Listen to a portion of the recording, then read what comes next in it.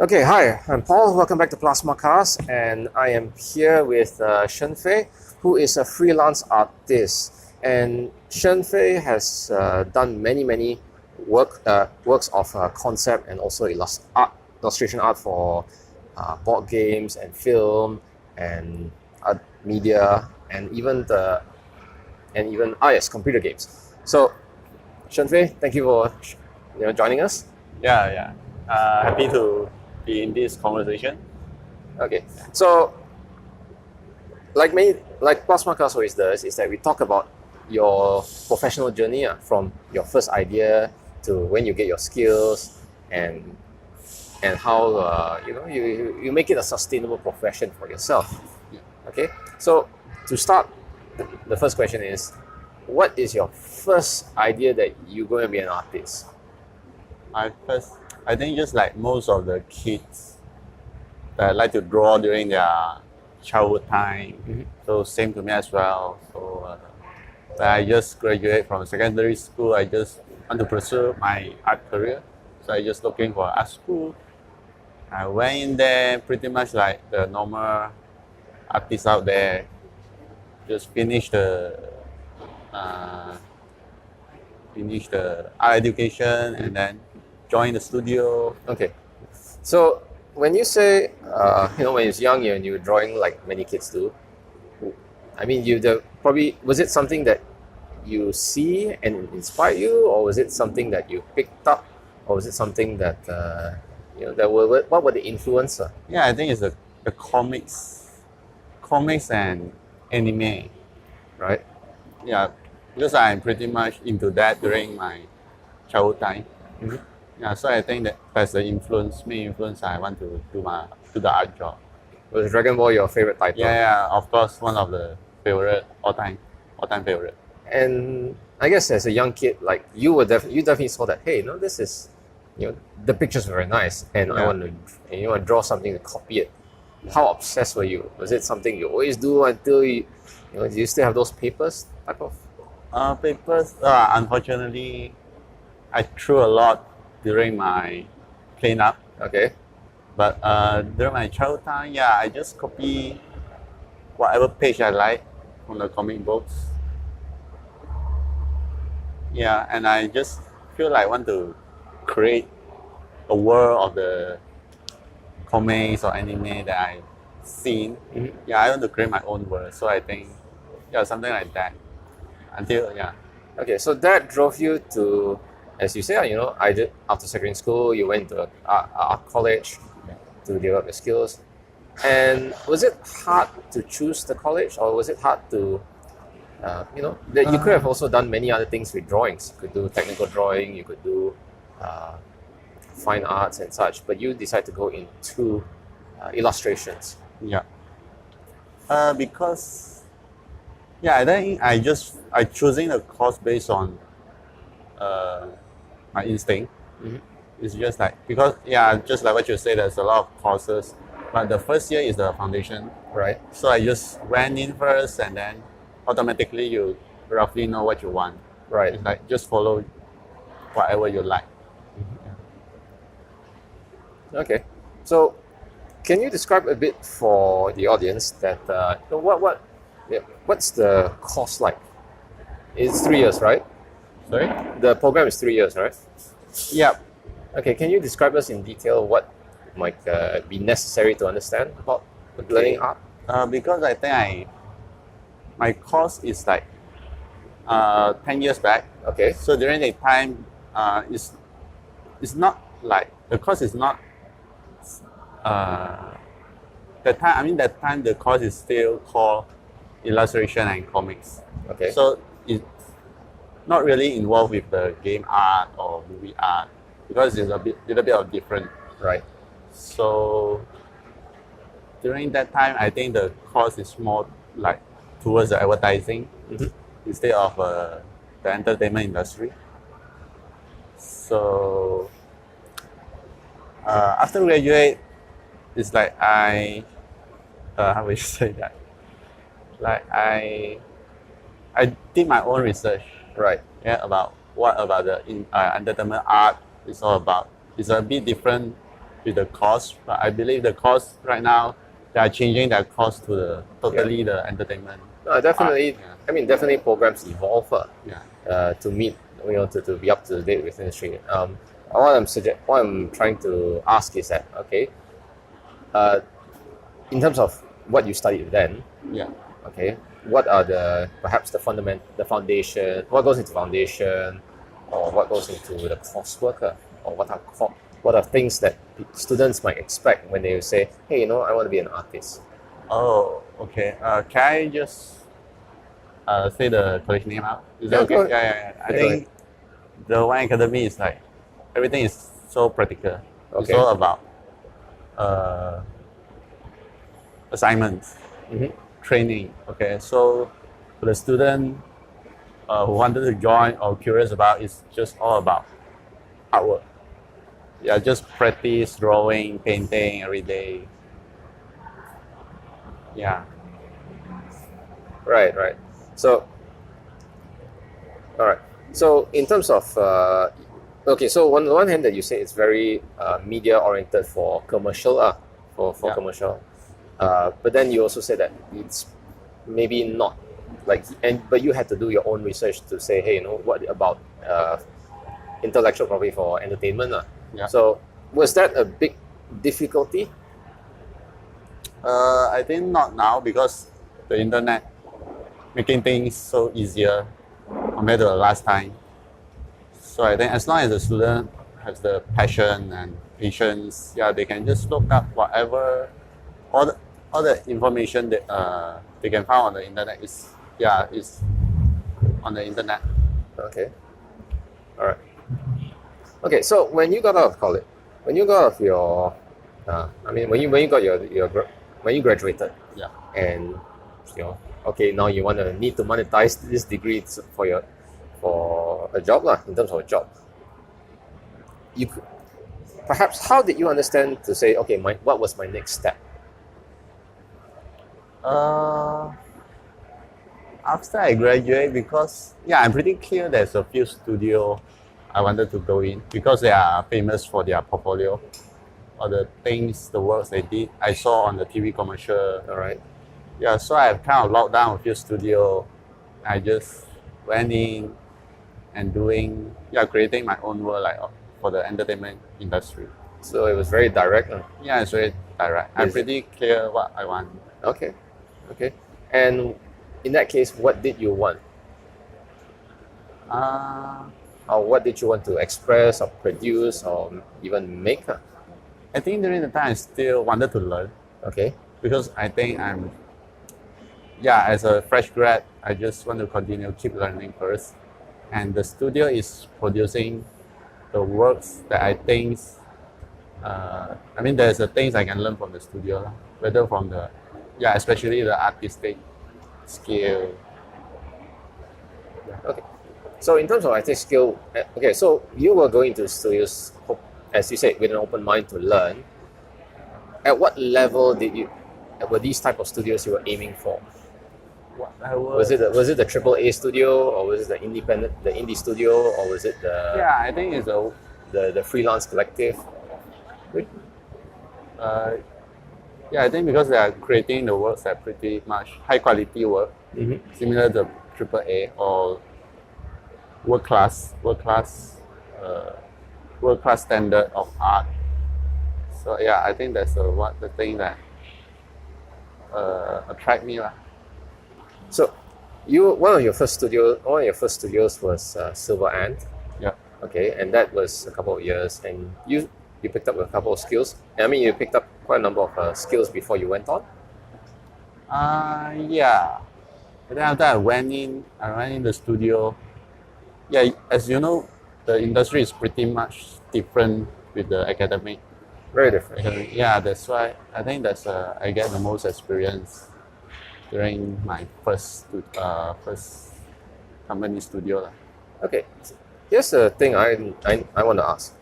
So you were prepared to go into work for from after you graduate, you're prepared to go into work, but yet commercial versus academic is two very different settings or two very different environment. Yeah. Okay, so how, I mean, when this so-called culture shock, let's put it this, when this culture shock of work, maybe expectations, Yeah. so how do you manage that? I think adaptability is a must, and also how you find the fun part in a very limited. How to say limited? Not limited. Yeah, how you find a fun part in your hard work every day, Okay, because you know commercial is like they have certain restraint or limitation for your creativity. So I think there's a different interesting part how you balance the things you want and the clients want or the Right. director wants. Yeah, I think that's a new thing to learn. any tips on that? And it, I think you just have to adjust yourself. I mean, you have to learn to compromise. Yeah. Not being too, not like the fine art. It's like totally you're doing what you want, because the commercial art is like, yeah, by the end of the day, it's still the commercial for the mass market. So it's still a product that you have to deliver. Yeah, yeah. Okay. Alright. So from then on, you moved to a couple of other studios, and was it you? Okay, so from Silver Ant, which was your first work, Yeah. okay, and then you moved on to a couple of other studios. Was that a means? Did you do that as a means of because it was an opportunity, or was there an offer, or was there, I think, or was it a sense of I've reached a certain limit and I need to go. Yeah, I think I want to try something new. All right. Yeah, because Silver Ant is like more to commercial and animated series. So after I've spent my 3 years there, I want to try some really on the game side or more a new environment, new things. So I just went to looking for other studio. Yeah. So it's more an opportunity to expand what you can do. Yeah, I just want get out there and explore more about the industry. All right, all right. So, again, so you were repeating this process for a while, and you eventually branched out into freelance. Yeah. Okay, so how did you come to that decision? Because freelance is like more flexibility, also better income. Yeah, and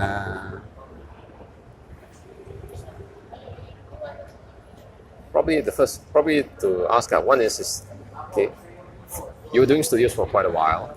Yeah. You were working in studios for a while, and then you then went independent as a freelancer. So the first thing is that how do you come about that decision? It was just purely economics, or was there your personal factors? Yes. I think first thing is the economy. Okay. Yeah, and then because I think I'm the kind of person that don't like the 9 to 5, what you so called The work 9 to hours. 4, yeah, the work hours. So I feel that if I'm working myself during when I'm working, I can be more focused when I'm working alone. Right.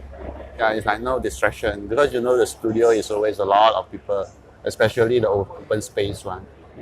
Yeah, I think I don't really like the concept. That's personal, or that maybe. Yeah, it's my personal. Okay.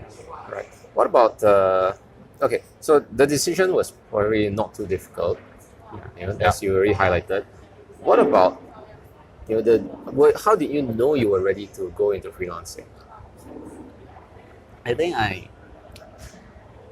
when my freelance job is getting more and more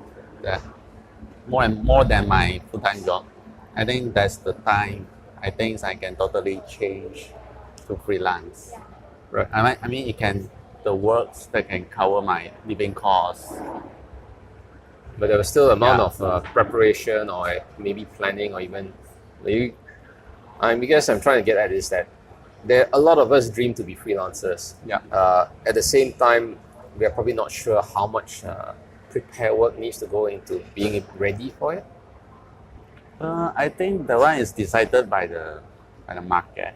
Um, Yeah, because when you are prepared for that, mm, which means you have a certain quality of works, standard quality already. So sometimes, so the work will automatically comes to you. okay. Yeah, because the client is always looking for the best work, the good work, good artists to work with. Okay. So yeah, when you are good enough, the market will tell you.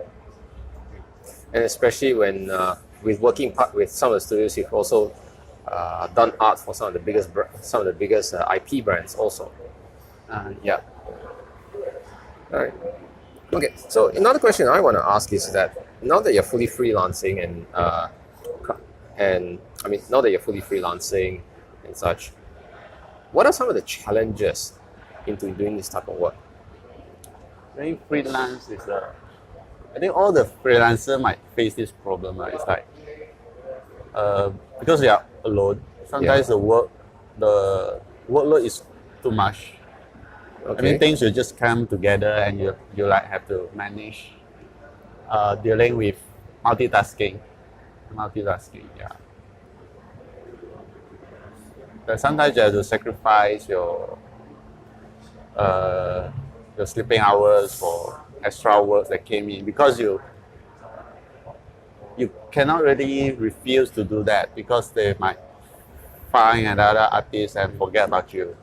So it's like losing your contacts. Okay. Yeah.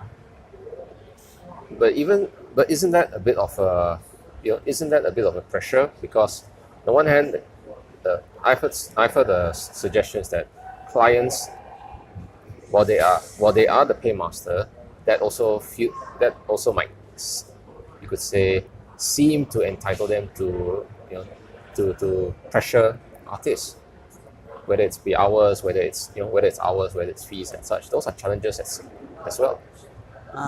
Yeah, I think there's one difference because most of my client is an overseas client. Okay. I think they are the Western people is more respect the artists. Okay. Yeah, compared to some other client. I don't want to say locally lah, but yeah. I mean, you face that challenge. Yeah, I faced that challenge during my the beginning of my freelance career. Okay. So from then you learn how to deal with different clients. Some clients you don't touch, like some client, you can just work relaxing with them. Like even without a contract, it's like everything is based on trust. Yeah, I think from experience you kind of know what kind of client is there. Yeah. Okay. And okay, so in terms of being able to manage this workload as a freelancer, you've got more freedom. You've got perhaps more creative freedom, as you explained. You don't have to. You can deal directly with what the client still wants, but you probably have more decision power to say, okay, I want the scene to be like this. I want my art to look like this. I want my scene to be like this. Okay. So on one hand, there's more decision power in what the works you create, but also on the other hand, there's also I've still the contracts coming in, the workload to arrange, and time management. So in a day, yes, there's a lot of hours invested into trying to a lot of hours invested to accomplish the contracts. Yeah. Okay, and also, I guess what I'm trying to suggest here is that in your day to day, okay, what's your process, or what's your you could even say ritual of work? Sorry, so with all your workload, my question is that how do you manage it on a day to day? Do you have a certain secret sauce or ritual? to be able to do it, to manage all this Um, beyond? Yeah. not really. I think doing art is like there's no shortcut, Right. shortcut for doing art. I think yeah, I just have to sacrifice my hours to get job done. There's no Okay. choice for that. Yeah. Okay. So part of what you do is also you've gone back into part-time teaching Yeah. and back with your alma mater, One Academy, right? Yeah. Okay. So what what made you decide that maybe it's something to share back again? Yeah, I think after doing art for full time doing art for almost 10 years, All right. I think I wanted to do something other than art, something different. So I think maybe teaching is one of the things I never tried before. Okay. Okay, so I just go and give it a try. Okay, and also I heard a lot of the industry people say that there's lack of talent. I mean, there's a job, but no people to do it. So I think maybe I can help out a little bit. Right. Yeah, I spoke with a couple of other people and they say, there is such capacity or potential for talent, but at the same time, there's the industry still demands more. Yeah, So going back to teaching is more an experiment, or you see there's a long-term long-term perhaps contribution. I think it's a long time contribution because the art training, it takes time. It's like taking years to develop a good artist. Right. So it's a long term running thing. So in terms of here's an interesting point you mentioned that in terms of good artists. Yeah. Okay, so on the one hand, is that many people they devote hours and they do produce good work. The question then is, and then there are also some people who, in less time, but able to produce equally, to produce also high quality work. So the question is, in terms of a good artist, is it something judged by, you could say, commercial, or is it something that you can judge by, say, just the outright expression of quality, or is it a technical thing that defines good artistic work?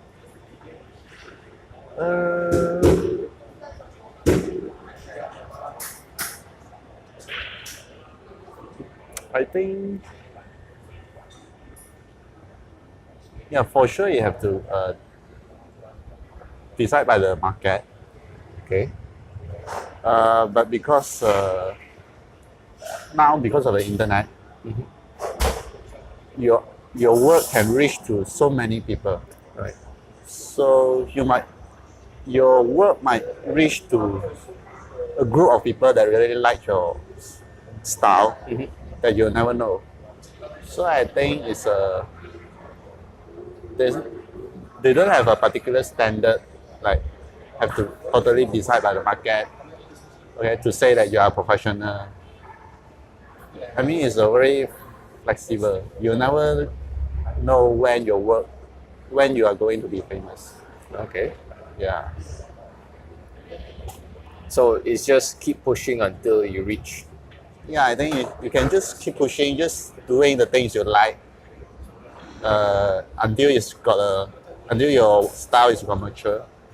And yeah, just doing things you like and try not to copy others people's style. I mean, for learning, yeah, you can copy, but after you reach certain level, you might just doing the style you like. So one thing I've heard quite a bit in terms of your creative people is their own style. Okay. And yeah, it's their own style, it's their own expression. So what defines yours? Unfortunately, I'm still developing my style. Okay. Yeah, because I just realized this like recently, because for the previous years, I just doing the commercial, so I just follow whatever the clients or the audience want. So yeah, I'm still discovering my own style. It might be next few months or it might be a bit further out. Yeah, I think maybe it's more years because I think a style it's very natural. You'll get your style one. Okay. Because I think most of the artists out there they have their style by this accidentally or not accidentally. It's like very automatically come in the style. Right. So it's like different artists they have the different things they like. When they're combining all these different things, then becoming their style. All right. Okay. So moving on. Okay. You're moving on. You've done professional work. You're now doing freelance. You're not freelancing full time, but also you have days going back into education. My question first is personally to you: what's the future for Shen Fei? What's the future? I think I'll try to do more different things. I mean, keep creating art for as long as there's a what you call it, demand for art. Okay, no matter it's the games, books, film, commercial. I think I want to try as many things as possible. Right. Yeah, because I think the art, the opportunity for art is quite a lot. It's like not limited to games or books. It's like maybe you can be some helps in the architectural visualization, Okay. editorial, advertising, commercial. So yeah, I think I just want to try that. Okay. And you have tried some of those. Yeah, I think just like recently I've tried the architecture, so-called artist impression for the architecture side. So I think it's quite fun. Okay. Yeah, it's like something I never tried before, and also meeting people that different from what I met before. Yeah. So it's that continuous, you could say, learning or expansion. Yeah, Okay. I would say adventure maybe. Okay. And what is your opinion in terms of going forward for the industry? Going forward, Yeah. Well, basically, it's experience. The industry has experience from things like, from the graphic to the photograph to the digital. So there's these evolutions that always happen. So what's your opinion or what's your take if you have one? I think recent years the VR is coming up, and I would say the trend, the industry is like more towards the technology side. Okay. Okay, it's like how you combine science and art together. So I think that's a new challenge for artists. Yeah, you have to learn maybe some technical thing on the software side instead of just purely painting, using your hands to paint or drawing. Yeah, there's certain software you need to learn or explore. There's just a tool sets that could be happening soon. Yeah. All right. So in terms of, okay, so I've covered your personal opinion of moving forward and also the industry side. I guess one thing that I will sort of spin back a bit is that in working with various mediums, you said you've done film, you've done graphics, you've done film, you've done commercial, you've done games. Each of them has a different experience. You want to share a bit of that? Let me think. Yeah, it's like Or I guess what was it like developing art for these different mediums? I think by the end of the day, it's just one thing. It's how you communicate. I mean, how you read the director or the client's mind. Yeah, because by the end of the day, you are visualizer, right? Just you have to turn whatever they have in mind into pictures. So yeah, I think pretty much it's the same thing. The different thing, I think, is just the purpose of the art is different. Like the books, like the editorial, let's say you do a cover for the editorial, the books, comics, everything is pretty straightforward. Right. You just got to sell whatever you shows, you draw your painting. But for the film and the game side, you are like creating the concept art, and it's a exploring stage. Also perhaps a R&D, a research stage. To you still try to find out what the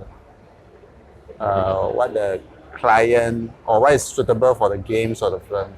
So it's like exploring stage, and some of the certain job like the books, editorial side, commercial is more the final end product.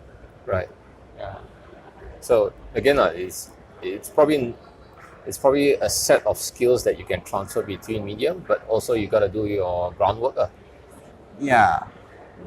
The skill, everything you use is the same. Yeah. Okay.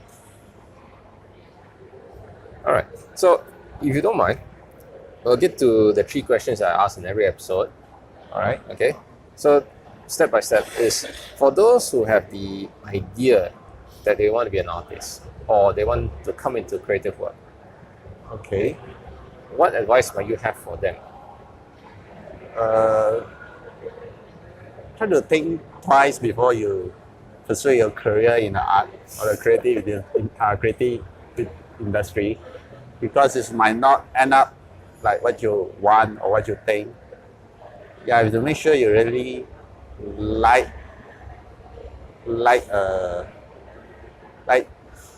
arts or whatever you are doing, because the hobby is different with the job. Right. Yeah, because as a hobby, maybe you just do it 2 or 3 hours a day, but as a professional artist, you might have to end up 8 hours or 10 hours doing the same thing every day. Okay. So try to ask yourself whether can you do it or not. Will you get boring of that or not? Yeah. Okay. So from those who have the idea and then they want to take it to skills, develop their skills, what advice might you have for them? Yeah, just keep practicing. Keep practicing. Yeah, there's no shortcut. No shortcuts. Yeah, because it's like a handcraft thing is always takes time to develop the training. Yeah. Okay. And for those who have now their skills and they want to, take it to vocation, as in starting out. Yeah. So what advice might you have for them? I think for starting out, I think keep learning. Join a good studio or get a good art director, okay, or a senior to guide you, because there's still a lot to learn for a fresh grad or a startup. Yeah, because I see pretty much a lot of students nowadays, they want to go straight into freelance after they graduate. Okay.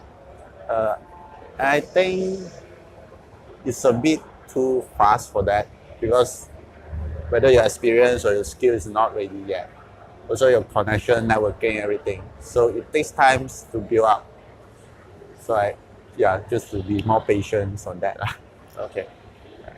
Okay. And the final bit I give to you is, do you have any final words or advice or even self-promotion that you want to tell the audience or tell the world? Okay, for any job inquiries, please, will there a wording pop up here, my email? Well, we have a slide at the end. We have a slide at the end with your contact. No lah.